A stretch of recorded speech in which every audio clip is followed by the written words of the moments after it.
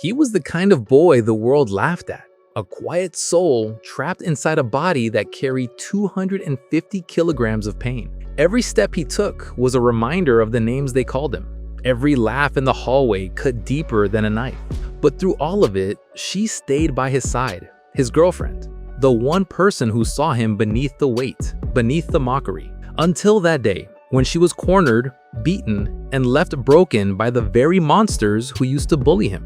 That was the moment something inside him died. The next time the world saw him, the weak, overweight boy was gone. In his place stood someone else, stronger, colder, unrecognizable.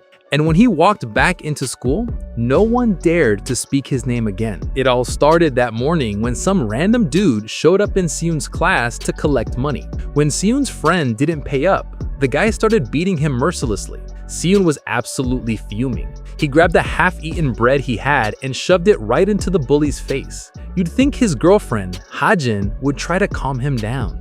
Instead, she went full berserker. Hajin twisted the guy's arm, choked him, and beat him to a pulp.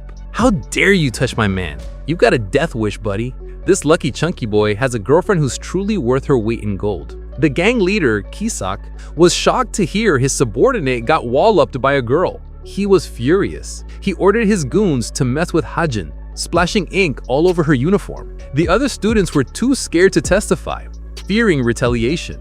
Just then, Seun appeared, taking off his own shirt and draping it over Hajin. He gently comforted her and led her away to change. The bullies peered out the door, wondering, why isn't that pig angry at all? They told Kisak it didn't work, but he just told them to wait. They'll come to us when they figure out who did it, he sneered. And sure enough, Seun quickly walked into the room where they hung out. Surrounded by his cronies, Kisak was all bravado. "What's up, pig? You look pretty upset, huh? You gonna fight me?" Seun ignored them and spoke directly to Kisak. "Just apologize to Hajin and pay for her new uniform and this is over." But Kisak just smirked. "Who? Me? I didn't do anything. Are you bullying your friends? I'm so scared." Then he suddenly stood up, his voice turning cold. "Let's say I did do something. You think I'll just do whatever you say?" As he spoke, Kisak poked Seun's belly. His subordinate, Runso, lost his patience and stepped forward. "What are you babbling about, you fat pig?" But he didn't get a chance to touch Seun. With one swift punch, Seun sent him flying, his face comically distorted. Seun just casually remarked, "I thought I heard a mosquito buzzing around the classroom." Then he looked at the remaining thugs. "Guess I'll have to exterminate all of that mosquito's buddies too." With a thunderous crash, the entire school seemed to shake. Runso, bleeding and battered, still couldn't stop screaming. "What are you just standing there for? Go hit him!" His cronies, hyped up, charged forward. But Seun just casually lifted his leg and kicked one of them, sending him airborne, not touching the ground. Before the guy could recover, Seun delivered an elbow straight to his face. Another thug, seeing his friends get thrashed, couldn't stand by. But he was just walking into a trap. Seun rushed forward, hoisted him onto his shoulder, and in a flash, slammed him to the ground. His fate was no different than the two thugs before him. Seun had used all his strength and was now breathing heavily. Kisak laughed like a maniac. "Pretty savage fighting power, huh? What's wrong, fatso? Can you hear me clearly? Don't push yourself too hard. You'll get hurt." Swan's face turned red, unsure how to escape. He felt the air slowly leaving him, unable to breathe. Just then, Hajin appeared. Seeing the scene, she angrily screamed. Hajin rushed forward, full of rage, delivering a kick straight to Kisak's head, distorting his face. Kisak sat up, completely bewildered, not understanding what was happening. When he finally collected himself, he roared, "You crazy? You think I won't hit a girl?" Runso, standing next to him, quickly intervened. "Hold on, Kisak. I heard some kids in class say she's been learning martial arts since she was little and is really good at fighting." Kisak scoffed. "What are you talking about? How good can a girl who knows how to fight be?" Then he turned, grabbed Hajin's hair, and growled, "Hey, you crazy, have you ever thought a guy? Today I'll show you how terrifying a man can be." But when he saw Swan's strange expression, Kisak suddenly felt uneasy. "What's with your face, Swan?" Swan, after a fierce fight, now had to try and warn his opponent. He mouthed 3 words, "Run away." But Kisak didn't understand and gave a sarcastic laugh. "What, you want me to spare her?" Hajin looked up and quietly asked, "You've never hit a girl before, have you?" Kisak enraged. I guess I'll have to teach you some manners. I'll use all my strength to teach you a lesson. But his punch didn't even faze Hajin. She easily dodged it, then quickly moved towards Kisak, using just a bit of strength to lift him and slam him hard to the ground. Kisak, having taken a critical hit, lay motionless, as if unconscious. Hajin glanced at him, not yet willing to let him off the hook. She tightly locked Kisak's arm, causing him immense pain. Then she pulled hard, making Kisak scream, "Let me go! I surrender!" But Hajin said coldly, "An insolent brat like you doesn't deserve to surrender." She fumed, "Fine then, I'll just break your arm and be done with it." Kisak was in such pain, he begged, "No, please let me go. My arm feels broken. It hurts so much. I give up. I was wrong. I won't do it again." Hajin's face darkened. "What did you do wrong?" Kisak, scared, "Everything was wrong, like when I messed with the ink." Hearing that, Hajin applied even more pressure. "So you were the one who did that, and you bully weaker kids too?" Kisak cried out, "I know I was wrong. I won't bully anyone anymore." Hajin finally let go. She turned to the group and sternly warned them, "You thugs, if I see you bullying anyone again, I'll cripple all of you. Understood?" Then she turned to Swan more gently. "Come on, let's go to the infirmary." But Swan refused. "No need. I'll be fine after a little rest." Runso, realizing they had left, turned and said, "What do we do? I didn't even get all the money from those guys. If Senior Sondun finds out, then..." Before Runso could finish, Kisak cut him off. "Everyone already knows. Shut up and let me think." And how could that girl do that? At the end of the day, as they were getting ready to leave, Hajin asked worriedly, "Are you really okay? You're not dizzy, are you? You don't look well at all, like you're about to faint." Sian blushed and retorted, "It's nothing. Why did you show up just when I was about to counterattack?" Hajin chuckled, climbed onto his back, and said, "Counterattack what? Do you even know what that technique is? You're big, but you fight like a child. I asked you to train in jujutsu, but you refused." Sian turned away irritably, refusing. "I already said no. Seriously, who would bully me? You?" Seeing Sian's attitude, Hajin frowned. "What is this? Are you mad at me now?" "You're the one who's mad," Sian replied. Hajin followed behind, saying, "When was I mad? I won't worry about you anymore." Sian turned and replied, "Who needs you to worry about me? Do you think I'm still a chubby kid?" Sian glanced at Hajin with a puzzled look. "All right, don't say another word." Hajin grimaced angrily. "I can't just let it go like that." Hearing that, Sian didn't stop. He went straight home, saying he was busy today and couldn't take Hajin to the dojo. Hajin was sad. She just wanted to walk with him a little longer. As soon as he got home, Sian took out his phone, intending to text Hajin, but then deleted all his messages. He lay tiredly on his bed, his mind in a whirl, annoyed with himself. This incompetent idiot. After thinking for a while, he felt that he had nothing to be ashamed of, but still felt uncomfortable thinking about it. He pulled the blanket over his head, telling himself, "It'll be fine. Everything will be better tomorrow." Outside, night was falling. Suddenly, his room door burst open. His father walked in, yelling, "Sian!" Still annoyed, Sian yelled back, "You scared me. Why are you screaming?" His father asked why he wasn't answering his phone. Sian picked up his phone, looked at the screen, and said, "I was sleeping.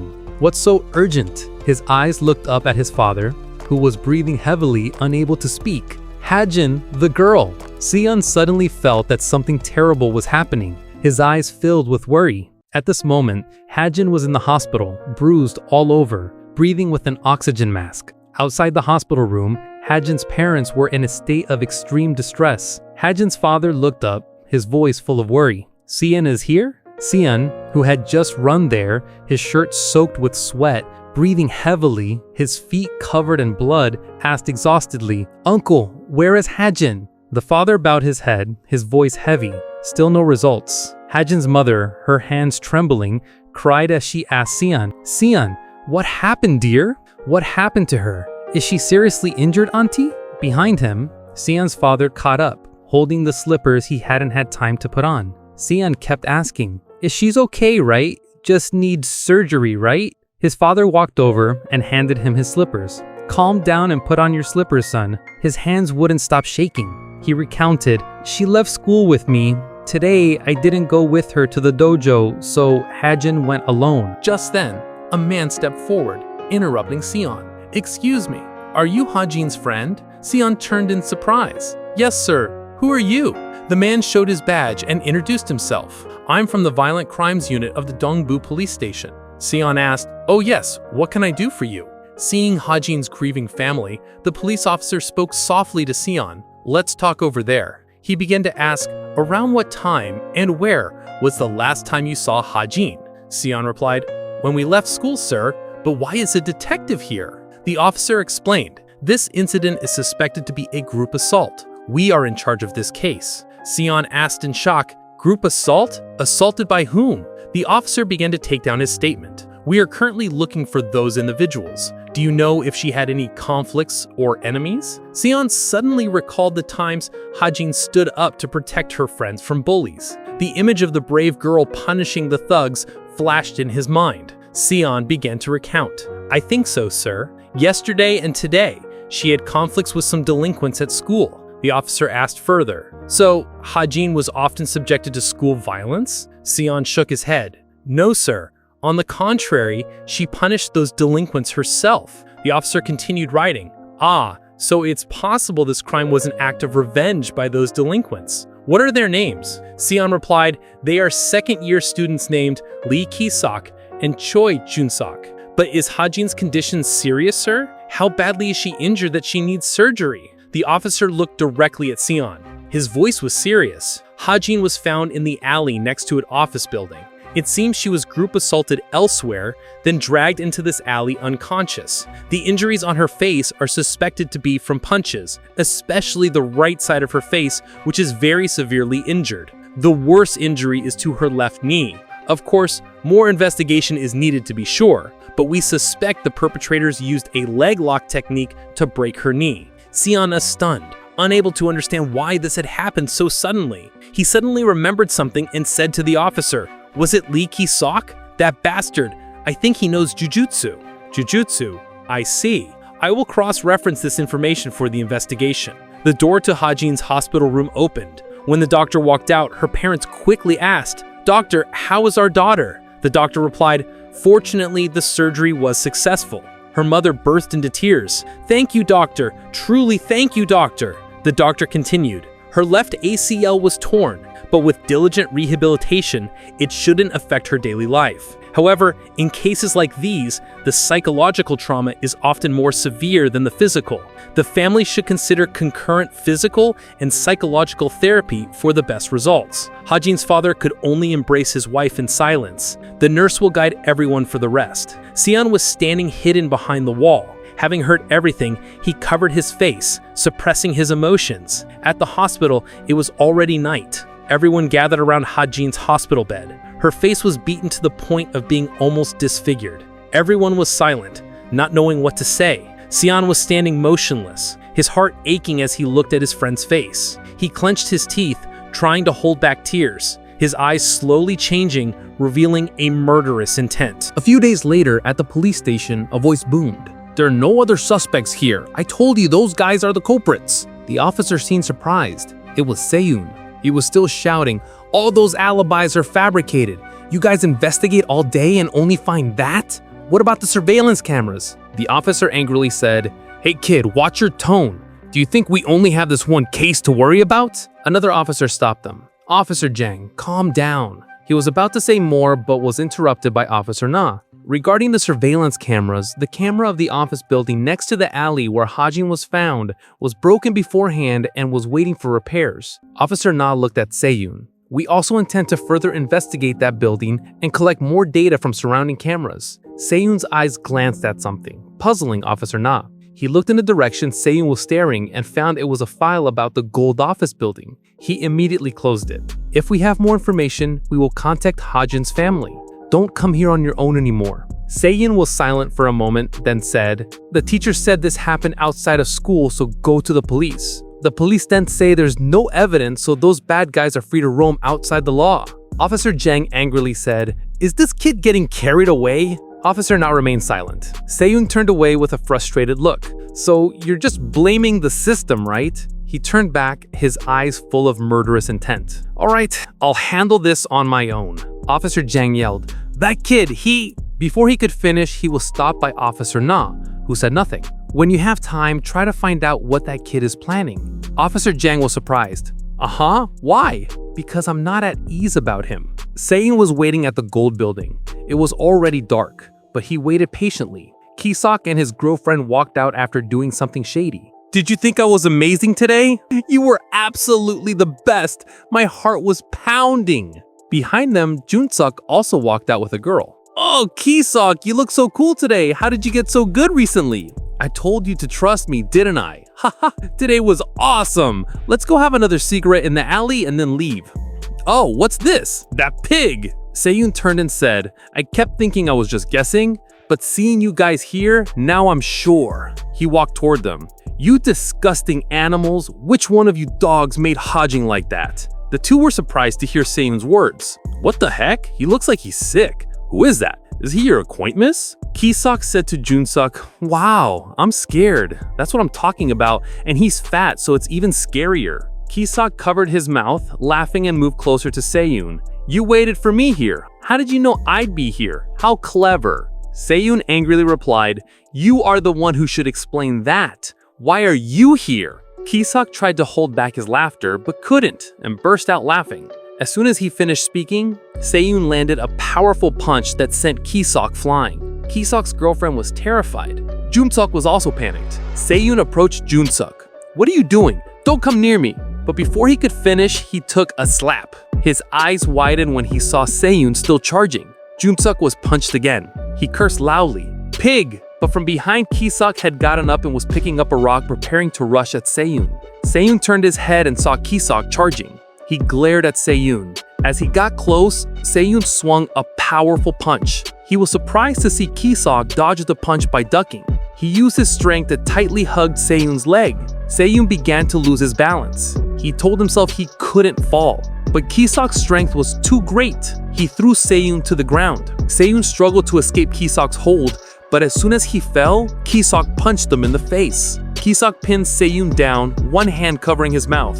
"Today, I'll teach you a lesson you'll never forget. Your crippled girlfriend can't save you either." Se-yoon still struggled trying to escape the dangerous situation, but his arm was still locked by Ki-sok. Ki-sok smirked, his hand raised high. "You don't know what move I'm going to use, do you?" "If you don't know?" Se-yoon was horrified, but it was too late. Ki-sok continued, "Then you have to take the hit." A series of punches rained down on Se-yoon's face. Ki-sok gasped, his hands covered in his opponent's blood. He used his strength to twist Se-yoon's arm.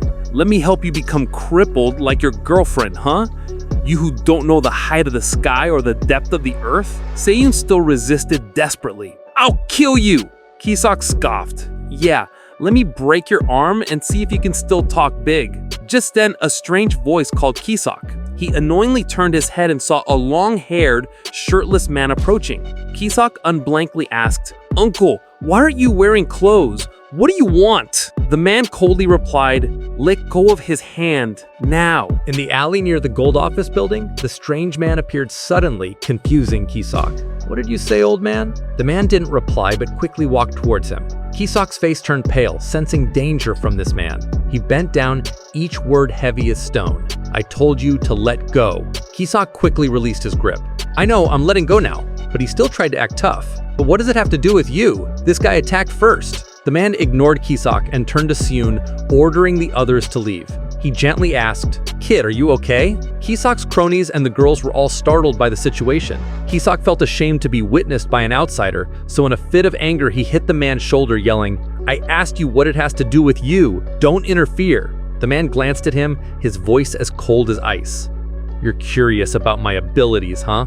Ki-sok was startled to see him get into a stance. "Have you been training somewhere?" The man bent down and spoke each word, "Then let me broaden your horizons." Ki-sok was both scared and tried to act tough. "Broaden what horizons?" But unexpectedly, the man took out his phone. "Police, right?" In the alley near the office building, there's a group of drunk high school students beating up another student. Ki-sok, scared, turned to Se-yoon and threatened him. "Hey, you pig, tomorrow at school, you'll get it. You're finished." He yelled loudly, his voice carrying into the phone. The man said to the other end, "Did you hear what he said? He's threatening the victim." Kisok quickly pulled his cronies away. "Let's go. That old man called the police. Let's get out of here fast." His cronies were still curious. "But who is he?" Kisok angrily yelled, "Who knows? Just go quickly. It'll be troublesome if the police come." After they left, Seun struggled to utter thanks. The man seemed not to hear clearly, turning back with a doubtful expression. Seun, crying, said, "Thank you, uncle. Thank you for helping me." Hearing that, the man smiled, slowly approached Seun, and sat down beside him. "You pig." The unexpected joke made Seun stare at him blankly. He stammered, Why did you say that, uncle?" The man looked at Seun, the pig, Hajin's best friend. Even though his eyes were swollen, Seun still managed to open them wide in surprise. "You know Hajin?" "Yeah, we trained together." He looked straight ahead and replied. Seun curiously asked, "You train jujitsu too? But how do you know my face?" The man replied, "Hajin shows me pictures every day, including pictures of your chubby pig self. You look even fatter in real life than in pictures. You really can't trust photos." Hearing those harsh words, Seun could only remain silent, his face flushed. The man changed the subject, asking about Hajin. "She's still unconscious, isn't she?" Seun lowered his head, his eyes full of sadness. "Yes, that's right. It wasn't that guy, Dan, from earlier." This statement surprised Seun. The man continued, "The one who made Hajin like that wasn't that Dan guy from earlier. There was another group." Seun excitedly asked, "Another group? How do you know that, uncle? Do you have any evidence?" But the man just indifferently replied, "Just a hunch." Hearing the two words hunch, Seun was almost speechless. Then he pulled out a flyer and pressed it close to Seun's face. Seun looked closely. It was a registration form for jujitsu classes. The man said, "Kid, if you rush at that Dan guy 100 times, you'll lose 100 times. If you want to beat a chess player, you have to learn how to play chess first." Seun seemed to understand after hearing that. The next day at the jujitsu dojo, Seun stood outside thinking. Even if he spent all his allowance, it wouldn't be enough. But he decided to go in and check it out first. There seemed to be many scary people, but it should be fine. Hajin said everyone here was kind. As he was muttering, two people approached from behind. "They're all good people. No one's scary here." Seun flinched, quickly replying, "Yes, that's right." When he finally reacted, his heart skipped a beat. He was startled. But the two just laughed. "You're really tall. I'm so jealous. And you're well built too. Truly enviable." Seun asked nervously, "Who are you guys?" They replied, "We're members here, but your face looks familiar, doesn't it?" Without waiting for Seun to react, the two quickly pulled him inside. "Let's go in first, then we'll figure it out. Hurry up, into the elevator." Seun resisted a little. "Hold on, I'm not mentally prepared yet." But in the end, he was dragged into the dojo. As soon as they entered, they cheered loudly.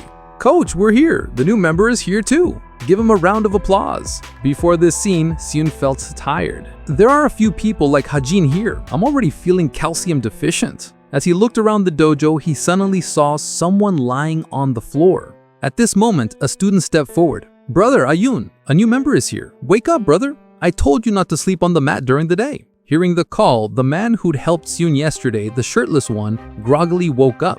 What's going on? Seun wondered, why is he sleeping in the middle of the dojo during the day? Seeing the three strange people in front of him, he felt like he had come to the wrong place. When asked, Ayun replied, "That kid is the pig, Hajin's best friend." Hearing that, the other two were stunned, their eyes wide. "What did you say? I just said earlier that I'd seen him somewhere, remember? Like meeting a celebrity. I only ever saw pictures, now I finally see his face." Seun awkwardly scratched his head. "I think I'll secretly come back next time." He forced a smile and slowly walked towards the door. "Actually, I don't have enough money." But before he could finish, a voice from the outside of the door asked, "How much are you short?" Seun looked confused. The other man continued to ask, "How much money are you short?" "As a student, you can train for 80,000 won a month, cash only." Seun quickly replied, "Oh, no, I'm really short on funds, so I'll come back another time." Seeing his refusal, the man kept lowering the price. But suddenly, the student behind him coldly interrupted. Seun and the newcomer uncle turned to look at him, puzzled. "I've just thought of a win-win idea. Since he's Hajin's friend, his character is guaranteed." The owner, hearing he was Hajin's best friend, asked, "You're Hajin's friend? Is Hajin still unconscious? How did that girl—" Before he could finish, the student cut him off. "Free of charge." Hearing this, the owner immediately turned to the student. "What are you saying? This crazy kid, even so, free training is a bit much." But the student, looking smart, said, "Coach, you're working day and night delivering packages and driving for hire just to pay the rent. How long are you planning to keep that up?" The owner was bewildered. "What does that have to do with free tuition, you crazy kid?" But the student, looking smart, said, "The moment I saw our friend here, an advertising plan popped into my head, coach. He walked over and patted Seun's stomach.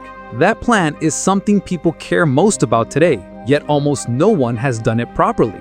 Weight loss. He's very tall with a perfect physique. He just needs to lose a bit more weight. This young man has an ideal height and the perfect bone structure. Just a little more weight loss and he'll become a world-class model shining brightly. Jiu-jitsu is a sport where everyone, young and old, can train together like family, like close friends. Not only does it help develop self-defense skills, but jiu-jitsu also effectively aids in weight loss, bringing both physical and mental strength. When they heard this plan, everyone gasped in amazement. He truly was the ace of the advertising team. Even the uncle who had just called him crazy nodded in approval. Sounds reasonable. The student enthusiastically asked, "What do you think, coach? Isn't this an amazing idea? Don't you want to create a lively dojo like before?" The uncle happily agreed. "Excellent, approved. Let's go big this once." The young man was equally excited. "Oh yeah, coach has made a very wise decision." Seeing everyone engrossed in discussion without asking for his opinion, Seun spoke up. "I'm very sorry, but I haven't agreed yet." However, the two continued their fervent discussion. "So, how long will we do this for, coach?" 3 months. "Rapid weight loss of course takes 3 months," the uncle replied. Seun still tried to interject. "Hey everyone, I don't intend to lose weight," but the others ignored him, continuing their discussion. "All right, then we'll follow the athlete's schedule, training 3 times a day. Hajin, you're the physical trainer, so you'll supervise his aerobic and muscle training sessions." Hajin asked, "When do we start?" The uncle enthusiastically replied, "Right now. Our journey is still long." Seun sensed that things were not going well and decided to quietly sneak away. But before he could go far, Hajin grabbed him. "Little pig member, let's go change." At times like these, he felt like he was about to die. 3 months quickly passed. After an exhausting training session, the coach announced, "That's all for today's training." Chi-sung lay on the ground, tiredly groaning. "Seun, you've really improved a lot. You're so tall. Fighting you is really tiring." Another person wiped sweat from his brow and exclaimed, "Just looking at you, I already feel defeated." That's right. Isn't that day coming soon? The 3-month weight loss project they planned? When this topic was brought up, everyone suddenly remembered. Oh, that's right. Looking closely now, you really have lost a lot of weight. Jiu-jitsu skills are getting better and better, and your body is getting more and more attractive. Amazing. Seun smiled humbly. "You guys are exaggerating. I still have a long way to go. This is just the beginning." But indeed, Seun's appearance was now completely different from 3 months ago. With his current physique, no one would ever call him a pig again.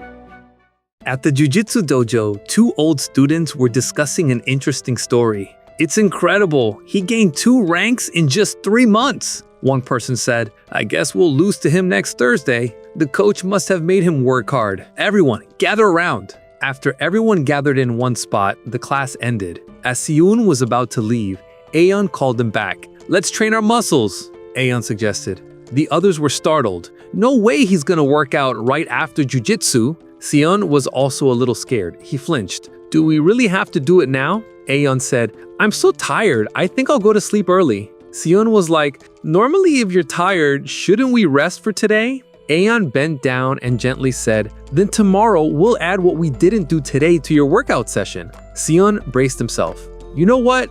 Procrastination isn't good. Let's go." Then the two packed their bags and left. Seun followed Aeon to the park. He was holding a bar with one hand, his entire body trembling. Aeon yelled, "Together! Up!" Seun tried his best to pull up, cursing 1,000 times in his heart. Then he trembled and fell to the ground with a thump. Aeon saw this and asked, "Why aren't you putting in any effort today, kid?" Seun, panting, said, "Because I just finished jiu-jitsu." Aeon lightly pulled himself up again. Seun was speechless. "Not everyone is a monster like you." It wasn't until sunset that the two finished their training. Seun sat beside him devouring a tub of ice cream. Aeon saw this and said, "Eating like that, you'll turn into a little pig again." Seun ignored him, smiling. "If it's not delicious, you won't have strength. You don't know what flavor it is, do you?" Aeon sighed. "That must have a lot of calories. Anyway, how was that girl?" Seun suddenly lost his spirit. "I don't know either. I haven't heard from her since then." His expression darkened in thought. After the incident, Hajin only woke up after 12 days. Her parents had been constantly by her bedside in the hospital, deeply heartbroken. When he heard that Hajin woke up, Seun also rushed to the hospital, but then faced Hajin's eyes, which seemed to not want to see him. He had no other choice but to leave. Her eyes seemed to say, "I know you want to talk to me, but don't come near me." When he heard what the uncle said, because of the emotional shock, she didn't want to talk. During psychological counseling, besides her family, she didn't want to see anyone. A few weeks later, Hajin and her family moved out of the neighborhood to another place to focus on recovery. Aeon finished listening and asked, "Did the police say anything?" Seon's eyes were cold. They said they're investigating, but it doesn't seem like much progress has been made. His eyes looked distant. "So you're really going to do it? Using martial arts to hurt someone is a disgraceful act." Seon said nothing. In his heart, he could only utter 3 words: "I'm sorry." Aeon stood up, preparing to leave. "I can only say this much. Ultimately, you are the one who decides your own life." But in reality, he had made that decision 3 months ago. The vacation ended and school started a new academic year. On the first day of school, Kisok stood in the schoolyard telling Yusak, "Today is the first day of school. Remember to collect money carefully. The price has gone up again. Unbelievable." Junsuk nodded. "All right, I'll focus on collecting money in the restroom." Kisuk pointed and asked the pig in his class to help collect money. "Soon? I haven't been to school in a long time. I wonder if he'll show up today." The 2 friends were discussing, unaware that he was walking behind them. In the classroom, Kisuk sat with his feet on the desk, making a call, asking if the protection money had been collected yet. A classmate walked over and said, "Someone told you to go to the rooftop right away. It's urgent." "Who is it?" Kisuk asked. The girl blushed and said, "I don't know either, but he's tall, has a good physique, handsome, completely different from you." Kisuk heard the description and thought it was Senior Doan, but the girl wasn't sure.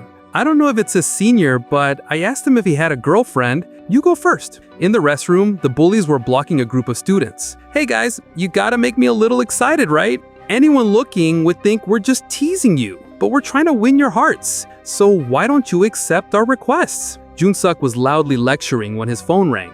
"You can't make it. If it's Senior Doan, you have to go right away." "All right, I'll do it alone." After hearing that, he turned back to the others. "Hey guys, focus." Suddenly the restroom door opened. "Then use another restroom." "This place?" Before he could finish, the other person spoke up. "Long time no see. Hello." He turned back, not recognizing who this person was. "Who are you? A transfer student? You don't seem to know who we are." Soon interjected. "Gentle students in the back, please leave. I'm responsible for cleaning the restroom, but why is there so much trash today?" The guy with the red notebook stepped forward. "What nonsense are you talking about? Kid, do you want to die? You're just a little taller than me and you dare to be so arrogant?" Soon grabbed his hair and gently replied, "That's right." Then without hesitation, he punched him straight in the face. The guy fell down foaming at the mouth, unconscious. The others seeing this scene were bewildered, not understanding what was happening. Soon yelled, "Get out of here!" But everyone was scared, standing still in one spot. Then they all ran out of the restroom. Junsuk tried to pull them back when he saw them all running away. "Where are you guys going?" But before he could grab anyone, Soon kicked them straight in the body, sending him flying into the wall with a loud crash. His cronies, enraged, charged forward simultaneously. But Soon just gently dodged and then punched one of them hard in the waist, making him cry out in pain. The green-haired guy recklessly charged forward, but his fate was no better. Soon grabbed his collar, pulled him back forcefully, then released him, sending him crashing to the floor. Soon's actions didn't stop. The guy stared in fear at the decisive punch that landed on him. Junsuk was worried to see such a strong person appear. He muttered, "Who in the hell are you? What do you have to do with this?" Soon didn't reply, but charged forward, grabbing his neck and pressing him tightly against the wall. Junsuk trembled, begging for his life. Then Soon coldly said, "Go tell Lee Kisok." Junsuk's face turned red and stammered, "What?" Soon replied, "I'm warmed up. Let's fight again." That afternoon, Kiyosok went to the rooftop of the school building, looking around but seeing no one. He muttered, "What's this? Why isn't anyone here?" He said it was urgent. He was about to call on his phone when Junsuk called. An anxious voice rang out. "Kiyosok, where are you?" Kiyosok replied, "Me? A senior called me to his place, but I don't see anyone." "What are you saying?" "Who?" Junsuk, his face covered in blood, struggled to say, "He's coming for you now." Kiyosok was surprised. "What's wrong with your voice? And who's that guy?" Before he could finish, the door in front of Kiyosok burst open, slamming hard into his nose. Kiyosok stumbled and fell to the ground, clutching his bleeding nose, angrily cursing. What crazy dog was that? Seon stood there, looking down with an indifferent expression. "Sorry, I didn't know you were standing there." Kiyosok frowned. You called me to the rooftop? Seun asked in a cold tone. How are you? Actually, I wish you weren't doing so well. He challenged. So what? What are you going to do? Do you want to kiss me, you dog? As soon as he finished speaking, he stood up and walked towards Seun. But before Kiyosuk could say anything, he took a punch straight to the face. He was momentarily surprised, but with years of fighting experience, he managed to dodge in time. Seun thought to himself, this guy managed to dodge this punch again? Kiyosuk, despite his face full of injuries, still wore a scornful smile. You lost a little weight and threw a few moves. You think you can beat me? While he was still being arrogant, Seun continued to punch him. Kiyosuk angrily yelled, I'm still talking! Then he charged forward, fighting back. I'll beat you to death. Next year will be your death anniversary. Seun carefully observed his opponent's movements, realizing he wasn't truly proficient in standing techniques. He immediately raised his elbow and slammed it hard into his Kiyosuk head. Despite having the advantage, Seun didn't let his guard down. He realized that Kiyosuk only had good reflexes but no sophisticated techniques. Kiyosuk was now mad with rage, cursing and lunging to hug Seun's leg. But this move was within Seun's prediction. Waiting for the right moment, Seun raised his leg and kneed him in the head. The powerful blow sent Kiyosuk flying several meters, his fall creating a large impact. After the fight ended, Seun adjusted his tie and sarcastically said, Not bad, that old guy can still endure, but your two front teeth fell out. Kiyosuk gnashed his teeth in indignation. You dog, if you're so good, come on. Seun silently looked at the injured opponent, who was still trying to act tough on the ground. He recalled the month of arduous training, remembering when Alun put him in a chokehold, forcing him to surrender, but he still managed to escape. When he escaped, Seun was panting, coughing, and wondering, will this really help me? I should have learned arm lock techniques in martial arts or chokeholds instead. Alun explained that these were all techniques to help him gain a favorable position to penetrate his opponent's defense. What he had practiced so far was only the most basic knowledge in the defensive system. He needed to understand the system thoroughly so that no matter what position he was in, he could read more moves and apply more techniques. After that, he would decide the appropriate moment to unleash a chokehold on his opponent. Alun rolled over and said, Again, let's keep training. But will this situation actually happen in real life? Shouldn't we counterattack first? Alun laid down and replied, Of course, you have to practice counterattacking. But in reality, when the opponent is still exercising, it's very difficult to accurately grasp their movements. Seun eagerly asked, So what should I do? Alun explained that you need to formulate a strategy not only with jujutsu, but also with mixed martial arts. The opponent can push you back with a punch due to the weight difference. If they know you've learned jujutsu, they'll try to drag you to the ground. When you're blocked, use your knee as a warning. The opponent will have no choice but to block and counterattack. The defensive system is the essence of jujutsu. The lying down self-defense posture is a trap for those who haven't learned jujutsu. Therefore, you must hide the fact that you've learned jujutsu. Siyu nodded in understanding. Yes, so after taking the opponent down, we'll proceed with the defensive system as we practice, right? Aeon shook his head. You missed an important part. Siyu asked in surprise, which part? Aeon nonchalantly replied, the thigh. Recalling these teachings, Siyu aimed for Kisok's thigh. He moved closer to the opponent, punching his thigh with all his might. Siyu remembered Aeon's instruction to kick that spot really hard. When Kisok was kicked, he cried out in pain. Siyu didn't stop, continuing to move and tightly grabbed the opponent's heel. Kisok looked at his movement in panic. Siyu kicked his leg to the side, then aimed for his thigh again, kicking hard and making him cry out in pain. He pinned one leg on Kisok's chest, tightly gripping his waist. Kisok groaned. Where did you learn Jujutsu? Siyu thoughtfully looked at the person lying on the ground. He realized that compared to Aeon, this guy had too many openings. Kisok's voice rang out, interrupting his thoughts. Is it Hajin? That girl who acted like she learned a little jujutsu, just like you. Hearing that name, Siyu flinched. What? Say that again? Kisok lay sprawled on the cold ground, his tone full of sarcasm.